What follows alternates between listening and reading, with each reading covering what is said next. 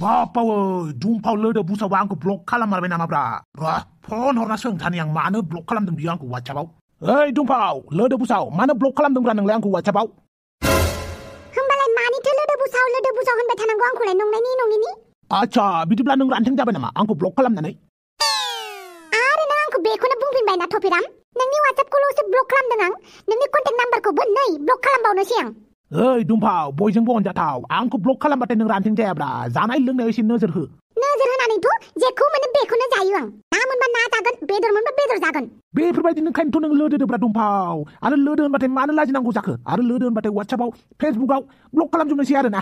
आंहासो लोदो जादों दा नोंहालाय मा नांजाफादों देलाय ना आंनि उदैखौनो बाफानांदों ना आंनि खर'खौनो थिखांफानांदों नों आं एसे उसुबिदा नुयोब्रा लोदोदो नालाय हांथोनो मोनफालायो बे नोंनिसो प्रब्लेम आंनि नङा आच्छा जाबाय दे बुजिबाय जायखिजाया दावस्रि देलाय मुसुखौ फुलायलाया इन्सटाग्रामाव मा नाम लायोलै आंलाय मा मिथिगौसै मा नोंसोर सानैया बिराद लोगो नङा नामा आं दावस्रि देलायखौ सिनायोल' दावस्रि देलायजों आंजों फटक मोनसे साफायनानै फेसबुकआव पस्ट होनानै टेग खालामलायगोन बेफोरबायदि लोगो नङा जों बापावै डेन्जार एक्सप्लेनेसन होबाय माथो आरो दावस्रि देलायनि खोथा आंनाव सोंबाय थानाङा मिथिबाय खामानि गैयि साला हेलौ ओइ दुमाव हेलौ ओइ साला दानगार गारबाय बिसो माथो दावस्रि देलायखौ खेबसे कल खालामनानै नायनो र' फाग्लिया मा खालामदों नोंथाङा जाय मानसिनाव कल खालामदों बिथाङा गुबुन सेंग्राजों रायलायगासिनो दङ अन्नानै दिनै सानसेखौ फन दा हरथ'सै बापावै सोरजों बिजि जादोंलै बे दावस्रि देलाया आच्छा जाथिना जाथि गोदान गोसो थोलायदों नालाय हरसे सानसे रायलायथारदों आरो बुजियो आंबो बुजियो गोदान गोसो थोलायनायनि मुहिनायखौ बुजियो आंबो मोजाङैनो आइला जामाइला राजखान्थिनि मासिखौ नुनायावसो मोजां नुयोलै नाथाय मासियाव जिरायना नायबासो मिन्थियो राजखान्थिनि मासियाव बेसेबां सु दं बेनिखायनो रागा जोङोब्ला मालाबा राजखान्थिनि मासिखौ जोख्रुबलाबायनो गाख्रुबलाबायनो बुफायलाबायनोसो गोसो जासै आं सार नोंथांखौ लोगो हमनो सानै बोराय मानसि फैदों जोबोर आर्जेन्ट होननानै बुंदों दे थिनहर जागोन सार सोर मा अजर होनो फैलायखो आंनि अफिसाव सान्थियानो गैया खुलुमबाय सार खुलुमबाय नोंथां खुलुमबाय जिराय आं जिरायथ'ला दे मानगोनां मोनसे खोथा लानानैसो नोंथांनि सेराव फैदों दे बुं नोंथाङाथ' मिथिखायो नङा होमबा आंखौ नोंखौलाय मानो मिथिया जानांगौ जाखोब्रा दावस्रि देलायनि फिसाय नङामोन होनबा नों नंगौ एमएलए नोंथां नाथाय दावस्रि देलायखौ बिसि महरै खालामनानैब्लाबो बिसि बायदि दोननोनो मोनासै मानो मा रुवाथि बायदि खालामनानै दोनोमोन नामा नोंलाय नङा नोंथां नङा आं जारौ दावस्रि देलायखौ जोबोद मोजां मोनो नाथाय दावस्रि देलाय जारौआसो आंनि अननायखौ नुवासै आं हाबा खालामनानैब्लाबो दावस्रि देलायखौ खुदुमनोनो मोनासै खेबसेल' खुदुमनो मोनदोंमोन बेबो आंनि खखाबासो नांज्रिदों आच्छा बिनिखायनो एमएलए नोंथाङा आंनो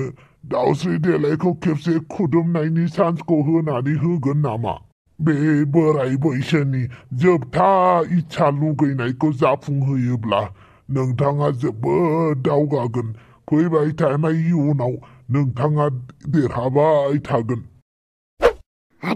बोराय मानसिफोर बोर होनाया माथो जाफुङोनो एमएलए नोंथाङा आंनि हिन्जाव जाफ्रामनायखौ खुदुमनायाव सुबिदा होयोब्ला नोंथांनिसिम जोबोद साबायखर थागोन बेथ' थिगानो नाथाय खुदुमले खालामनायखौ आं बोरै हेफाजाब होनांगौ जाखोब्रा आरो आं सासे रेसपेक्टेड एमएलएसो ना बेनिखायनो नोंथांनि सेराव फैदों नोंथाङा सासे समाज सिबियारि समाज सिबिनायजों लोगोसे मानसिफोरनि गोसोनि दुखु दाहाफोरखौबो बुजियो बेनिखायनो आं नोंथांनि सेराव फैदों जाहाथे बे बोरायनि गांनाय उखैनायखौ जाहाथे सुफुंनानै होयो वाइला देनजारथारलै माथो बोराया अन्नानै नैबे बोरायनि आन्तिम इच्छाखौ सुफुंनानै होदो एमएलए नोंथां जोबोद गोजोननाय थागोन आरो आं आलो गोजोनै थैलांनोबो हागोन आइला गावनि हिन्जावखौ खुदुमनोनो आंनिफ्रायसो हेफाजाब लानांगौ गोनां जाबायना आरो मोनसे खोथा बे बोराय बैसोआवलाय मानैसो खुदुमनायनि हांगामा जाखो नोंहालाय गोसोआ बोरायाखै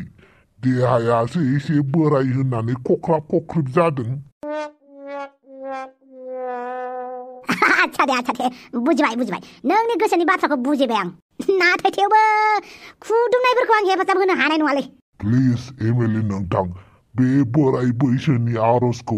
एसे नाजावदो आच्छा दे जागोन दे आं माबा मोनसे खालामनो नाजागोन दा नों थांदो थां जागोन दे एमएलए नोंथां आरो खामानिया जायाब्ला आं थाबैनो नोंथांनि सेराव फैफिनगोन अके साला बोराया थास' फाग्लाथार माथो मैथा फाग्लि नागिरबाय थायो माथो दाबो डेन्जार माथोलै आबौआ बोरायबाबो आरो बोरै खुदुं होलायनांगौ जाखो आंलाय बिसोरखौलाय बिनि सायाव बिसोराथ' फाथैलाय बिसिनायबो होनाय खोनादों आं आरो बोराय मानसिनि आन्थि मिथ्या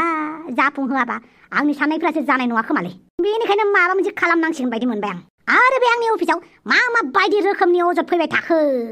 एखनब्ला एमाव राजानि गार्लफ्रेन्डफोरनि अजद एखनब्ला हिन्जाव गदाय लानायफोरनि अजद एखनब्ला खुदुमलायनो मोनलायैफोरनि अजद साला बिदिसो होमबा समाज सिबिनायनि खामानिया मेंलाय लायबायसोलां आं हले बिराद रागा जोंबायलै दिनैबा हले न'आव थांनानै जानला मानला सोरखौबा रायहैथारनोसै आं मोजांनिफ्राय मोजांसो मोनसिनलायलांबाय बे आंनि जौ बथलखौ गोथावनिफ्राय थावसिनसो मोनसिनलायलांबाय अमा बेदर दाउ भाजाखौ वाइला माथो खाफाल जिलासो सोरब्रा मा मेगनाबो फेबाय नामाब्रा ओइ साला स्वाद अमा राजा बयनिबो खाजा फै जानि आं नोंखौ मस्ला होना बा सायरि मारिलायथारदों माथो ओमफ्राय जुमाय बथलालाय मा फिथाइ थायनाय बायदि थायला जोबखो ओमफ्राय अर खामनायालाय बोरै जाखो जानांगौआ जाबाय थांबाय आरोलै आच्छा माबाफोर मदद नांगोन नामा लायालै आं नोंनिफ्राय मदद लाब्लाबो थल दामनानैसो बयनोबो खिन्थाथिंगोन ना नों आं सन्थलानो हेफाजाब होदों दखान खामनायाव आं फैसा होनानै होथ'दों होननानै गिलाय लाङोलै नोंखौ टिभियाव खोन्थाय ओंखारलायनानै बुंब्ला आं सन्थलानो फैसा डनेसन होदों होननानै माथो जाखो हेफाजाब होनायखौ खोन्थाब्लासो आंनि हेफाजाब होनायखौ नुब्लासो बयबो आंखौ मोजां मोनगोन आरो नोंखौ अननो थाखाय बयबो आवगायबोगोन होमबाबो लाजियोना आङो माथो लाजिबा खाजि गोमायोबालाय मालाबा लाजिनायाबो बिराद खामानियाव होयोलै बिदि होननानै आं लांथं थं ओंखारहैनोसै आरो बहाबा मानसि बुरजा थानायाव गस्ला गाननानैसो थांगोन ना बेनिखायनो मालाबा लाजिनांगौबो ब्रा साला जुमाय लोंबाय थानांलालै नोङो बांद्राय गोरों जाथारो जुमाय लोंब्ला थौदो न'आव दोननानै फैनोसै आं नोंखौ आथिं दं आखाइ दं थांगोनब्रा आं नों टेनसन लानाङा ना साला ओइ नोंथां बेखौ हमफैलाय मानसिखौ जागोन सार आं न'आव थाङालै नों बुंबानो जागोन नामा बेयो आंनि अर्डारसो ओइ थौ लानानै गारि सिङाव सोहैदो जागोन सार मुलुगा फाग्ला जाबाय ओहै फाग्ला जाबाय संख्रि बानलुनि दामाबो बारा जाबाय आयौ बारा जाबाय दुलुर बुहुमनि सिङाव थानाय मानसिफोरखौनो नायनो बाबाय आं आच्छा नोंलाय दुलुर बुहुम सिङाव गैया नामा आं अखाफोर रायजोनिफ्रायसो फैनाय आच्छा आं अखाफोरनिफ्रायसो थल' गबोनाय बोरैबा गोलथियावनो मोनफैबाय आं बे बुहुमाव बेनिखायनो आं बुहुमनि मानसिफोरखौनो सैला बुहुमाव थानाय गासिबो सुबुं माहारि मानि गासैबो गाज्रि गोजा ओइ जाबाय बांद्राय बखिबाय थानांला हनै न'आबो मोनसिगोन नोंना ओइ सालथे नों आंनि सालथेसो नङा होमबा सौखानानै फिउ बिरलायगोन आं सालथे नालाय आइला सालथेबानो सौखालाय जाहैबाय सौखागोनथ' आरो नांगौबा नांगौ होननानै बुंखा नाङा आंनो जेबो नांथ'आ खालि नोंखौ मोजाङै दोनलांनो हाबानो जाबाय मोनसे खोथा दाउस्रि देलायनि न'आव लाग्रोलाय बे गुन्दिनि न' लालाय मा गुन्दि जालाबायनांगौ जाखोब्रा हामालै बिदि बुंनो आंखौ बे गुन्दा होनदोंना बेखौबो गुन्दि होनैफिननांगौब्रा बेफोरबायदि बदला लालायबाय थाबाय बुहुमा बुहुम जानानै थाबावगोन नालै आंथ' अखाफोर रायजोनिसोना आं बुहुमनि नङाथ' दे बुहुमनि नङा नोंखौ मिथिबाय आं नों अखाफोर रायजोनिसो अब्लाबो बुहुमनि मानसिफोरखौ बिदि डिस्टार्ब खालामनाङाब्रा मानसिफ्रा मा साननांगौ जाखो अखाफोर रायजोनि मानसिया इसेबां गाज्रि होननासो सानगोन ना नंगौथ' आरो अखाफोर रायजोनि मानसिसो नां बेसेबां साफा जोंखो गोसोआ बिराद साफा नोङो ओइ गाद लाखिदो दे हनै दाउस्रि देलाय नुवा बेनो आरो सन्थला नों बेवहायनो थाबाय था ओइ दाउस्रि देलाय मुसुगुर फुलायलाय आयौ बाला अमा राजा आइला साल दंफांसो जानानै दं माथो मानसियालाय आरो मा गानखोलै दाउस्रि देलाय ना बार हाबनो थाखायसो गानदों बे मोनसे स्टाइलसो मिथिबाय मा साबोनजों दुगैब्रा दाउस्रि देलाय मा एसे गुफुर नोंलाय आइ बदतमिज अमा राजा मानो फैदों बेखौ बुङा मानो आंखौल' नायगासिनो नों एसे दख'ना मोजां गानैलाय नायफ्लांबाय थादों आं नोंखौ बेफोरबायदि महराव नुनानै आं जेबो रायलायनो रोंलाय नंला बायदिसो मोनबायलां बदतमिज साला सेंग्रा मानसिफोरासो इसेबां गुन्दा नोजोरै नाया जेरै हाबा जाखांनाय हौवाफ्रा नायो मेगन थाइनैखौ बोख्लोनानै खोमानि सना बानायनानै गानजागोन आंजों होमबाथ' मोजांसो नोंखौ नुबाय थागोन आं आयौ बाला बदतमिजा मा होनगासिनो आंखौ आच्छा दे आच्छा खोनासं होमबालाय नोंना बोराया नोंखौ खेबसे खुदुमगौमोननोलै खेबसे खुदुम जादोब्रा आयौ नों बिदि बुंनोसो फैदों आरो सासे एमएलए जानानै बिदि बुंनो लाजिया आरो नों एमएलएनि खोथाखौ मानो लाबोबाय थाखोब्रा आरो आं सासे एमएलएखायनोथ' मानसिफोरनि फोरजाफोरनि गांनाय उखैनायखौबो एसे नोजोर होनांगौना दा बोराया थैहांहां जाबाय नोंना बेनिखायनो थैनायनि सिगां नोंखौ खेबसे खुदुमगौमोननो खुदुम जादोब्रा खुदुम जादो नङाब्ला नों देनां बोरायजों मोदाय जानानै सिगिजागोनबो दरखार गैया बे बोरायजों खुदुम जानो लेथ्रा फाथ्रा नोंहानो आंनि बदल खुदुम जाहैबानो जाबाय आरो थोद बिदि जायो नामा आंखौ खुदुमनो लुगैयाखैना बियो आंखौ खुदुमनो लुगैनायमोनबालाय खुदुमनानै हरसिगौमोन आंसो उल्था बेखौ नाथाय बोराया नोंखौसो खुदुमनो लुगैदोंबालाय बदतमिज साला अमा राजा बे बोरायजों आंहा जेबो सोमोन्दो गैला मिथिबाय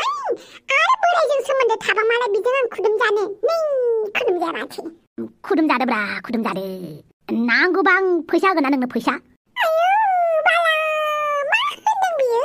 दालाय पुष्पा फिल्माव एक्ट्रिसा एक्टरखौ मिनिनाय आन्थायावनो मालाय 1000 मोनदों थिग बिदिनो बोरायजों खेबसे खुदुम जादोब्रा आं नोंनो एसे फैसा होगोन ना नोंनि देलायनायनि खरसा ओंखारगोन ना आइ बैथाला मा होननाय जाखोब्रा दाउस्रि देलाय बुजियाखैबा हांग्रि मोननाव सोंनानै लाहैबानो जाबाय आरो बदतमिज साला मालाय सिख्लाखौ बोराय मानसिजों खुदुम जानो थाखाय फैसा जासि फैलायग्रा लाजियाबोदां आरे आं सोंनासो नायफैदों दा नों बेखौनो एसेबां रागा जोंनांगौ जाबायना थांनोबो थां मिथिबाय नङाब्ला दानो फेसबुकआव लाइभ हगारजागोन आंजों जागोन एसेबां रागा जोंनाङा दे साला बोराय मांथानि थाखायनो आंहासो बैथाल होनजालायबाय आंबो खामानिखौनो बिदि मावफैबाय नालाय होनजाखासिगोन आइ साला मा दंफांनि रोदा सुथाबखो ना माखोब्रा दाबो फैला फैदो जानांगौ रंजानांगौ सानसेबाबो थैखानांगौ आंहा आयौ बाला सन्थला मोनबो फैदों आरो नोंनोलाय मानो नांगौ दिस इज नन अफ योर बिजनेस साइकेल बोरायनि सेल साला खर'आसो गरम जाहांबाय आंना दिनै अफिसा जोबोद गाज्रिनो थांमारबायलै आंना बिदा मा मेगन नांबाय थाखो आखिनि मेगना जिबायदि मावसोदोंलै आंना दिनैबावलाय माबा मोनसे खैफोद जागोन बायदि मोनदों आं आबामोन ओंखामा थाब जानानै उन्दुहैदो दे माने बांग्रिं फैगोन नामा दिनै थाब उन्दु बायदिसिना सोंबाय थानाङा आच्छा दिनै न'खराव माबा मोनसे जागोन खोमा बेनिखायनो आइया जोंखौ थाब उन्दुनो होदों नों माबाफोर दाय मावलायबाय नामाब्रा बिदा आंलाय मा दाय मावनांगौ जाखोब्रा आं जेबो दाय मावाखैलै हाट नों माबा मोनसे दाय मावथारदों खोमा हाट आं दाय मावाखैलै जेबो र' गोसोखांनि आं मा दाय मावदों आं दिनै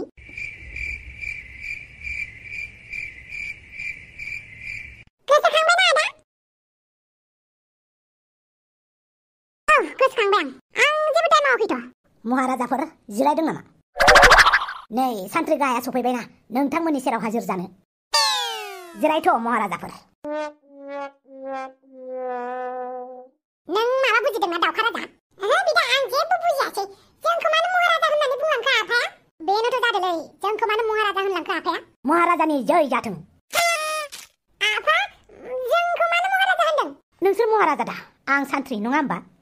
आं सान्थ्रि नङा आं बान्दासो नङा होमबा बान्दा आफा नों मा बुंलाबायदोंब्रा आं मा बुंनोखाय आं जेबो बुङाखैना आंथ' सासे सान्थ्रि गाय सासे बान्दा जाहैबाय नालाय राजानि सिगाङाव एसे अजद दैखांदों आरो मा अजद महाराजा नोंथाङा गोसो थोनाय सिख्ला दङ नङा होमबा महाराजा नोंथाङा मानो आंनो फिननाय होआखै नैबे सान्थ्रि गाहाय महाराजा थासान्दियाव नोंथाङा जिंगा दासि आं नोंथांनि थिननायखौ गावनि बिबान हिसाबै जेब्लाबो मावलांगोन बुंल' महाराजा नोंथाङा सोर सिख्लाखौ फसायो आफा नों मा बुंदोंलाय आरो मा आफा नोंसोरथ' भगबानसो नङा होमबा आं नोंसोरनि भक्ति गाबोननिफ्राय बिबार माला होनानै नोंसोरखौ फुजिगोनसो आं आबा बिदि दा बुंलाय अब्ला माबायदिथो बुंनांगौ फुङाव थाब सिखारनो रोङा मोसौ भेदागालिखौ लायनो थिनाब्ला लाया बिनि सायाव सिख्लाफोरनो गोसो मोनसेखौनो थुख्रा राननानै होदों नों सोर सिख्लानो नोंनि गोसोखौ राननानै होदों नों दिनै नोंनि थाखायनो अफिसाव फैनानै कमप्लेन होजालायदों आं सोर कमप्लेन होदों आफा नोंखौ नोंसोर सोर सिख्लानि गोसोखौ दुखु होदों दा सोर सिख्लानो गोसो थोनानै बिबार होदों नों बुं आयौ फाग्ला मा खालामनाय जादों फिसालाखौ बिदि बुङो नामा नों सालाया मा खालामदों नों मा मिथिगौ सिख्लाफोरनो मालाय गोसोखौ रानग्लुंजोबनानै होदों दा बिनि सिख्लाफ्रा आंनि अफिसाव थांनानै कमप्लेन हैलायथारो बिदिसो जानानै दङ होमबा फरायनो थांनाया मेट्रिकआनो पास जायाखै सिख्ला गोसो थोबायानो मोजां मोनलायनायाव बैसोनि खोथा गैयानो दाउखाबा सरि आयै सिख्ला गोसो थोनोबा मोजाङै गोसो थो फां फुं नङा जुदि सिख्लाफोरखौ हेन्डेलखौनो खालामनो हाया अब्ला मानो गोसो थोयो आफा आं गोसो थोनो होननानै गोसो थोआ हारसिंसो जालाङो आच्छा हारसिंसो जालाङो औ आफा हारसिंसो जालांदों बेथा गोसोखौ दानिफ्रायनो दिरुं गोरा खानानै दोनखायाब्ला उनाव गाबनांगोन हौवा जाखो मा जाखो बे खोथाखौ मोजाङै गोसोआव लाखि जानला मोनला फसायबाय थायोब्ला आं बायदि गाब्रगोन देनां मा गाब्रखो आफा गाब्रगोनथ' आरो सोलोंना लानानै मालायनि न'आव हाबैना लानानै मालाय सिख्लाखौ बोनानै लाबोग्रा हाबा जाया गारानो ब्रा हाबा खालामग्रा हाबा जानायना नायनो ट्राइ खालामना नायनो होननानै हाबा खालामग्रा थोद आफा गावनि इसिबां दुस्थ'खा थेवबो आंखौ इसिबां रागा जोङो आरो हामालै आफा गावनि गोसोआव दुखु मोननानै मालायखौ रागा जोंबा जेबो जायालै आफा लाजिबाय दा गावखौ बुंनायखाय लाजिगारबाय आरो दे नोंसोरबो ओंखामा जाफैदो थाब उन्दुनांगौ गाबोन फुङावनो थांनांगौ आयं थफसिनि आठमंगला दं गाबोन जागोन दे लोगो नोंथांमोन भिडिअखौ माबोरै नुखो अन्नानै कमेन्ट खालाम आरो नेक्स्ट एपिसोडनि थाखाय नोंथांमोना लाइक होनानै दोनखादो बाय लोगोफोर